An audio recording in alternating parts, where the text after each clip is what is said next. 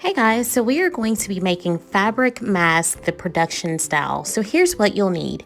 You're going to need a couple of pattern weights. You're going to need rotary cutters or scissors. You're going to need some elastic, 1/4 or 1/8 will do. Then you're also going to be using the pattern pieces. I have the pattern linked in the description. For this tutorial, we are going to be using the men's size, the pocket with lining. It's very important that you use the biggest size possible. You're also going to use some woven cotton. So let's get started. Go ahead and take out your rotary cutter. I'm going to be using a rotary cutter. You can use your scissors, your pattern weights, and your pattern. You're going to take your fabric and you are going to fold it in as many layers as you possibly can. And this, or for this, you're going to actually be able to use it to make quite a few masks at one time. All right, go ahead and lay out your pattern piece and then put down your pattern weights, and we're going to go ahead and cut around that pattern piece.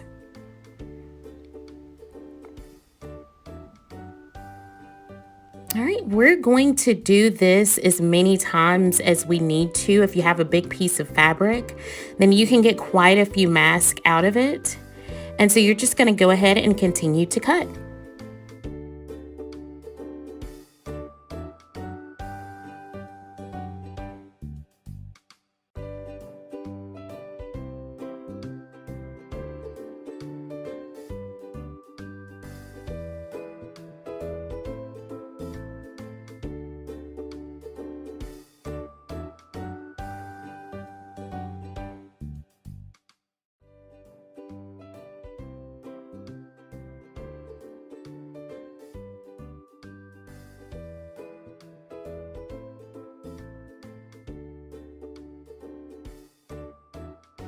All right, so now you're going to just give your pattern pieces a quick press with the iron.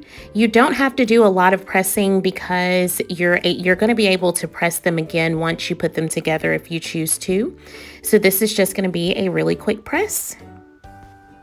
All right, so now we are going to put our pattern pieces right sides together, and we're just going to serge all around just the front of the mask, and you're just going to keep going. I suggest that when you're doing this with a serger or a sewing machine, rather than cutting the threads each time, you just keep pushing them through the machine. That's going to make this a lot quicker for you, and then you can snip the threads at the end. All right, so here I have actually put 2 of the pattern pieces together to make the mask. We're going to serge over the top. As you can see, we are going just around the top of the mask, and instead of snipping the threads, we are just pushing them straight through our serger. And we're going to continue to do this until we get to the end of our little assembly line here.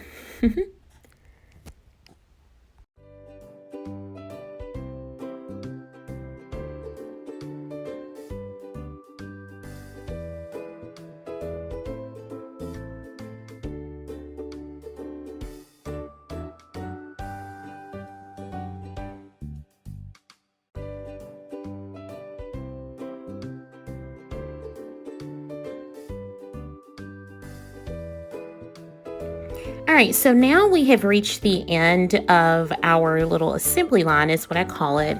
And now we're just going to flip our mask pieces over, and we are going to be serging the bottom of our mask now. So as you can see, I still have all of the threads connected, and I am just continuing to push those mask pieces through the serger.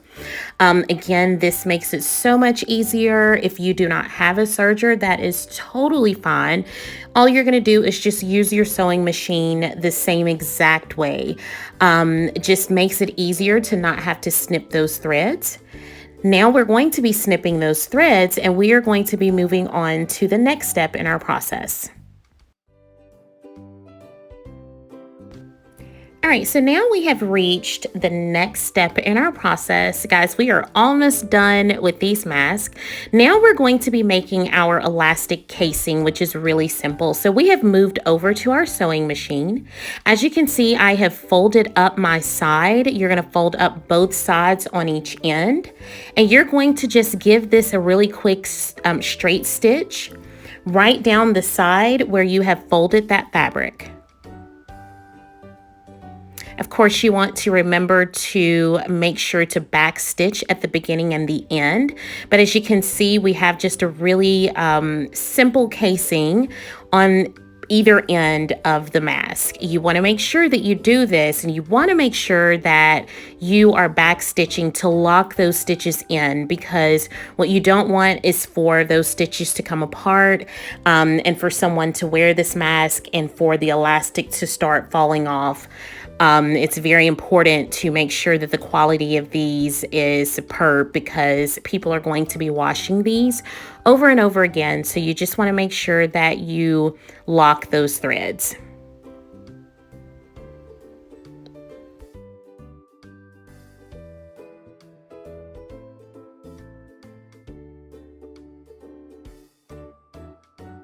All right, so we are on the last step, guys. I am so excited about this. So now that we have our elastic casing, you're going to head over and you are going to go ahead and we're going to thread the elastic. So you're going to need about 22 to 23 in length for the elastic.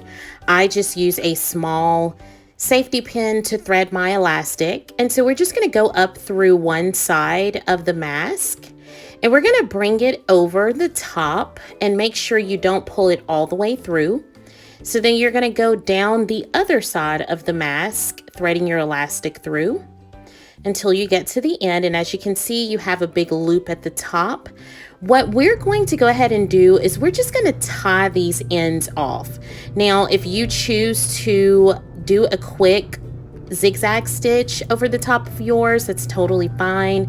I just find that it's much easier with this smaller elastic to just make a really good tie at the end. And then we're going to snip those the ends off with our little scissor snips. And you're just going to blouse your mask out. Now, if you choose to do a quick press again over yours, this is where you can do that. You want to just pull that elastic through and be careful not to do what I did by pulling it too far.